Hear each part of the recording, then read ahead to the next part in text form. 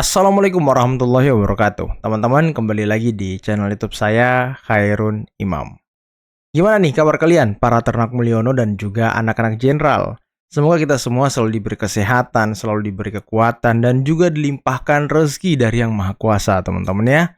Dan di video kali ini, kita akan mendengarkan penjelasan yang sangat luar biasa dari Ibu Irma Suryani terkait dengan isu-isu yang mungkin beberapa hari belakangan ini sangat santer diperbincangkan di media sosial.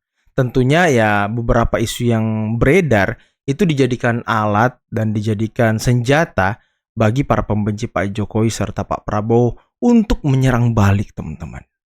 Ya, bukan pembenci namanya kalau tidak memanfaatkan segala lini untuk menyerang Pak Jokowi dan Pak Prabowo, teman-teman ya. Nah, selain itu, Ibu Irma juga menyemprot orang-orang ataupun oknum-oknum yang katanya intelektual, yang katanya aktivis, tapi kerjaannya mengadu domba masyarakat, teman-teman. Mengadu domba rakyat dengan negara. Nah, ini yang menjadi concern utama dari Ibu Irma. Mungkin seperti yang dilakukan Said Didu, seperti yang dilakukan oleh kawan-kawan yang lainnya, Refli Harun, Roy Suryo, dan lain sebagainya. Oke teman-teman, sebelum kita mulai videonya, jangan lupa like, subscribe, dan share. Dan tanpa perlu berlama-lama lagi, mari kita mulai videonya berikut ini. Saya nggak tahu ya kenapa saya selalu bilang itu, kenapa sih selalu mengadu domba gitu ya, memprovokasi. Cobalah kalau mau melakukan kritik, saya kritik aja gitu, tapi nggak usah provokatif gitu. Maksud saya tuh hanya ingin Indonesia ini persatuan dan kesatuan bangsanya tuh terjaga gitu. Kapan kita mau membangun bangsa ini ke depan menjadi lebih baik kalau kita ribut terus? Ya kalau nanti ada jagoannya di periode berikutnya mau bertarung, ya kita kan bisa bertarung lagi. Ya, yang seperti inilah yang saya bilang tadi, right man the right place itu tadi, ya kan, itu nggak bisa dinafikan. Nah, saya selalu juga ingin menyampaikan kepada semua kawan-kawan aktivis di Indonesia, gitu ya, Bang. Coba lakukan kritisi yang konstruktif, gitu toh. Jangan semuanya, udahlah. Kalau Jokowi itu udah masa lalu gitu loh. Artinya dia sudah selesai ya kan. Sekarang presiden kita Prabowo, Gibran. Nah, yuk kita lihat ini loh. Lihat ini. Nggak usah lagi lihat ke belakang. Kalau misalnya ada yang sampai menyatakan bahwa adili, ya saya pribadi nggak ada masalah. Saya pribadi nggak ada urusan kok sama Pak Jokowi itu. Adilin aja. Yang penting punya bukti, punya data, punya fakta itu aja. Bawa ke penegak hukum gitu kan. Itu bagi saya itu adalah konstitusional. Kalau memang itu mau bisa dilakukan, kenapa? Ya itu hak mereka. Karena memang hukum itu memang harus ditegakkan. Tapi kan jangan kemudian melakukan provokasi gitu. Bawa buktinya, sampaikan ke pihak yang berwajib. Nah, baru kemudian itu bisa kita mintai pertanggungjawaban gitu. Nah, ini yang saya maksud. Kak Irma ini juga mungkin Kak Irma orang yang paling konsisten ya selama ini ketika Pak Jokowi itu diserang dengan cara-cara yang menyebarkan DFK ya. Kalau masalah gugat-menggugat itu hak orang ya Kak Irma. Tapi ketika Pak Jokowi diserang dengan disinformasi, fitnah dan kebencian, Kak Irma kan selalu ada di barisan paling depan untuk meluruskan itu ya kan. Nah, misalnya contoh yang terakhir itu Abraham Samad dan kawan-kawan ya kan melaporkan Pak Jokowi dalam konteks pagar laut supaya KPK menyeret Pak Jokowi ke pengadilan. Nah itu gimana? Apa itu model aktivis, model seperti itu? Ya kan? Kan selama ini kan mereka selalu menggunakan statusnya ketika mereka menghadap kemudian press conference ke media itu kan kami aktivis ya kan begitu. Kami intelektual, kami akademisi. Saya kira nggak ada masalah juga loh Bang. Kalau saya pribadi ya, mereka mau melaporkan juga bagi saya nggak ada masalah. Kalau sesuai dengan konstitusi, mereka melaporkan ke KPK bawa data, kan gitu, bukan asumsi. Bawa data dong. Kalau KPK kan menggunakannya bukan asumsi tapi data. Kalau memang punya data, ya nggak ada masalah. Kita juga nggak boleh bilang nggak itu hanya sekedar nggak boleh juga, nggak apa-apa. Saya selalu bilang kalau bawa bukti. Alat kan KPK perlu 2 alat bukti katanya kan kalau penegakan hukum, bawa buktinya baru kemudian laporkan. Kan nggak apa-apa juga, itu hak warga negara untuk melakukan pelaporan gitu kan. Saya sih nggak ada persoalan gitu, cuman jangan by asumsi, jangan menggiring opini publik, itu aja. Yang saya harapkan itu jangan menggiring opini publik. Contoh nih, ada akademisi yang menyampaikan kemarin di TV One, bilang bahwa dengan adanya banyak masyarakat yang datang ke rumah Pak Jokowi itu merupakan show of force. Ya. Ya kan? Harusnya nggak boleh. Peneliti BRIN itu, ya kan? Kan gini, perempuan loh. Iya, Ya. Prof. Siti Zuro saya tahu. Jadi pernah nonton. saya bingung juga kalau misalnya saya berpikirnya kalau hak politik Pak Jokowi itu dicabut, baru nggak boleh mereka dia menerima tamu dan lain sebagainya dalam hal ada kaitan politik. Tapi saya nggak ngelihat orang datang itu ada unsur politik, karena kan mereka datang cuma mau foto, cuma mau salaman gitu, dan itu tidak didesain gitu. Mereka datang bersilaturahim gitu. Nah, kenapa harus dikait-kaitkan dengan hal yang berbau politik gitu? Kecuali Pak Jokowi melakukan itu dalam rangka show of force, beda gitu loh. Tapi saya nggak ngelihat itu, makanya saya bilang kalau hak politiknya dicabut, baru dia nggak boleh melakukan hal-hal yang berbau politik, ya kan, politik praktis bang ya. Tapi kan ya masa orang silaturahmi nggak boleh gitu. Itu juga saya bingung. Padahal dia peneliti katanya ya. Ya saya bingung kenapa gitu, kenapa beliau bicara seperti itu. Malah itu justru kontraproduktif untuk beliau juga gitu ya. Masa seorang akademisi bicara begitu, kan Tanpa itu juga fakta, tanpa data. Iya, saya tuh ada ya salah satu sahabat saya gitu dari daerah gitu datang ke sana untuk bersalaman gitu. Ikut antrian itu ya? Iya, saya tanya kenapa? Ya enggak, memang seneng aja gitu. Oh. Loh kalau begitu emang kita boleh menghalangi, kan nggak boleh. Iya. Nah, kecuali misalnya Pak Jokowi berkampanye. Oke. Berkampanye gitu. Itu nggak boleh untuk Gibran.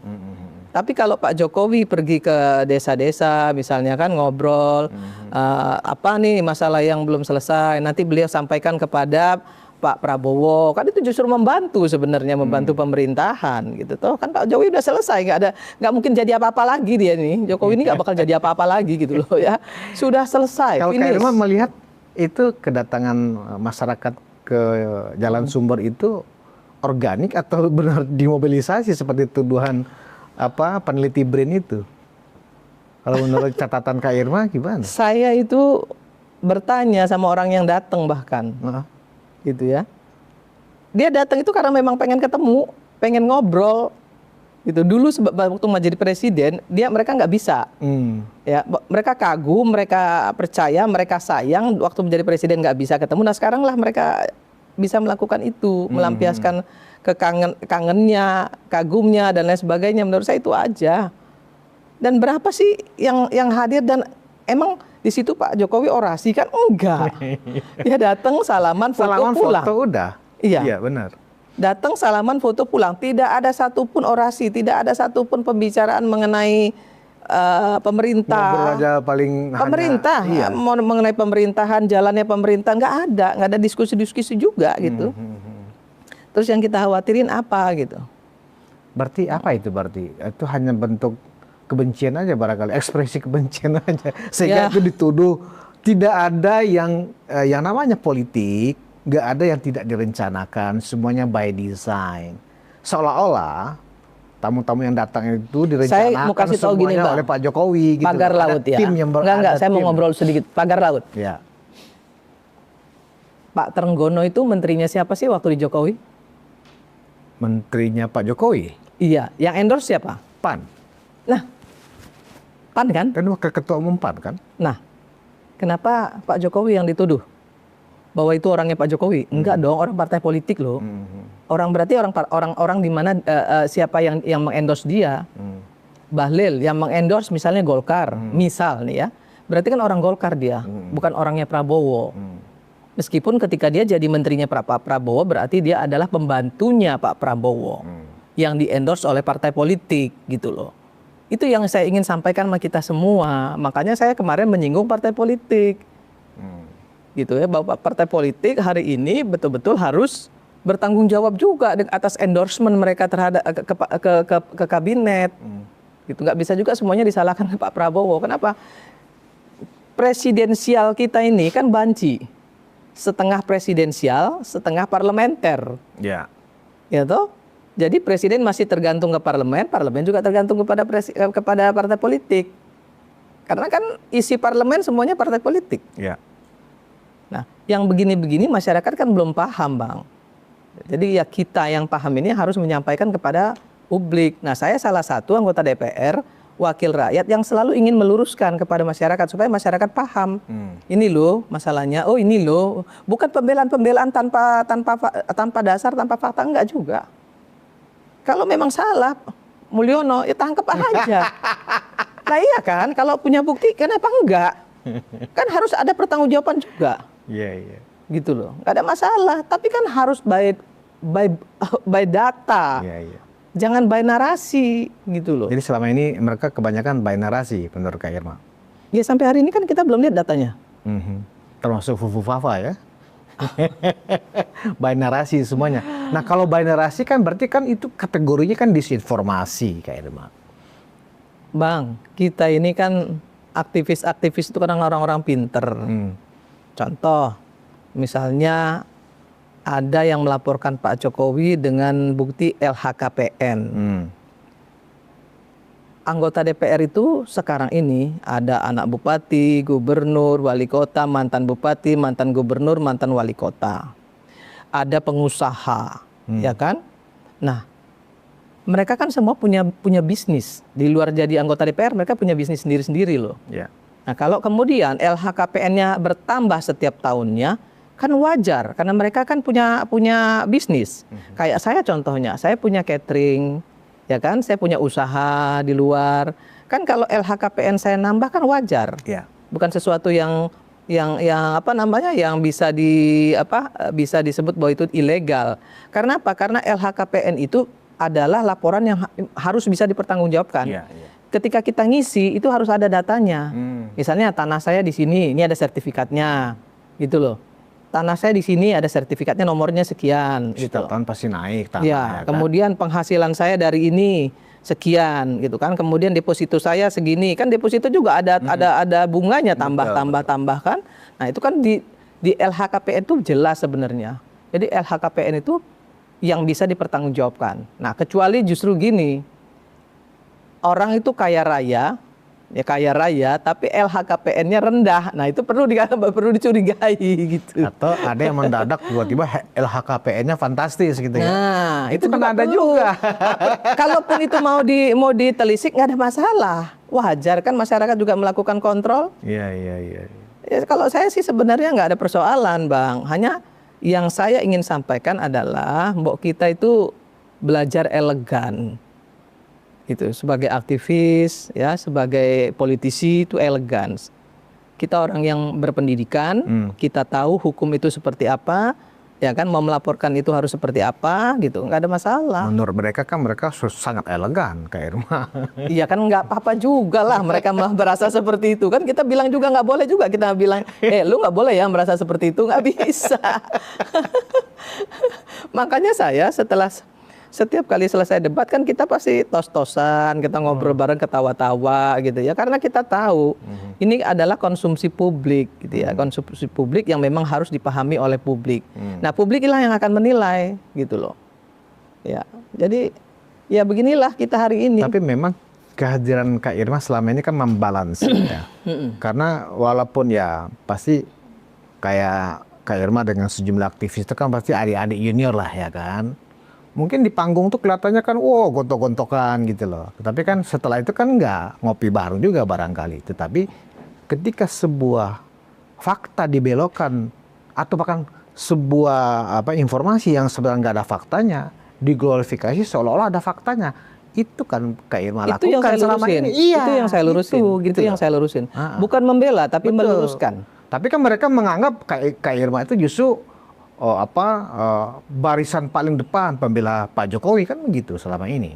Saya sampaikan kepada mereka semua, kepada teman-teman, kalau punya bukti silahkan laporkan. Saya bilang begitu, bukan saya bilang jangan laporkan ya, enggak. Saya bilang kalau punya bukti, punya data, ya kan silahkan, nggak apa-apa. Ya. Nggak ada masalah Bang. Laporan yang disampaikan oleh Abraham Samad dan kawan-kawan itu, di situ juga saya lihat ada Pak Mas Eros Jarot ya. Nggak ada masalah, Mas Eros itu guru politik saya loh. Iya. Tapi ketika saya berbeda pendapat sama beliau kan juga nggak ada masalah. Iya. Ya ada persoalan bagi saya. Saya sering kok misalnya saya begini, beliau bilang, "Ma, yuk ke rumah Godong kita ngobrol." Ya nggak ada apa-apa kan. Kita diskusi. Kalau dia panggil saya ya saya datang. Tapi kalau ada waktu saya datang pasti. Nikmatnya kita hidup di era demokrasi sekarang kan, Kak Irma kan begitu.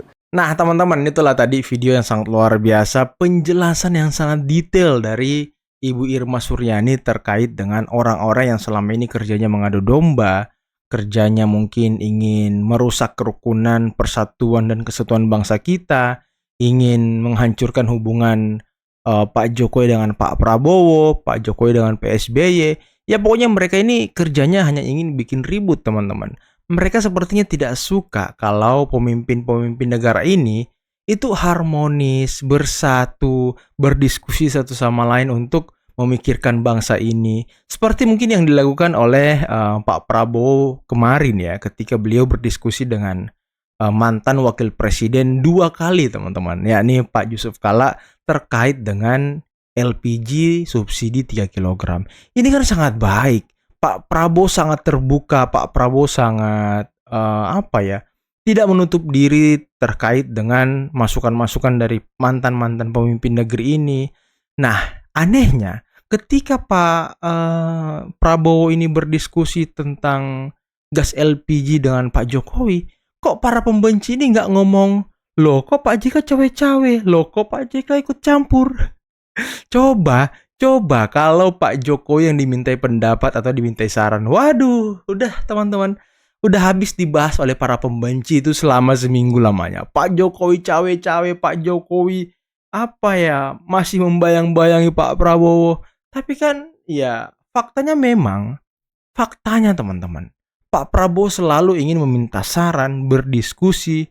Ya kan setiap presiden kan dan wakil presiden yang pernah menjabat pasti punya pengalaman yang tidak jauh beda dengan mengelola negara, mengelola dan segala macam lah, mengelola bangsa ini, teman-teman. Ya kan dibutuhkan diskusi-diskusi, penyatuan pikiran untuk menentukan dan mengeluarkan kebijakan yang terbaik gitu ya kan. Tidak asal caplok. Nah, ini yang tidak diinginkan oleh Pak Prabowo. Untungnya bukan Pak Jokowi yang diajak diskusi. Kalau Pak Jokowi udahlah teman-teman, saya nggak tahu lagi. Dan bagaimana tadi Ibu Irma menjelaskan banyak hal. Menjelaskan tentang isu-isu yang pagar laut, Pak Jokowi dilaporkan, ya Ibu Irma hanya menegaskan, silahkan Anda bawa buktinya, KPK kan cuma butuh 2 alat bukti untuk menetapkan orang menjadi tersangka. Silahkan Anda bawa buktinya kalau memang Anda ingin memenjarakan Pak Jokowi. Kalau nggak ada bukti ya berarti hanya asumsi dan omon-omon. Nah ini nggak bisa diterima teman-teman. Oke, mungkin cukup sekian dulu video kali ini. Jangan lupa teman-teman like, subscribe, dan share videonya. Akhir kata billahi taufiq wal hidayah. Wassalamualaikum warahmatullahi wabarakatuh.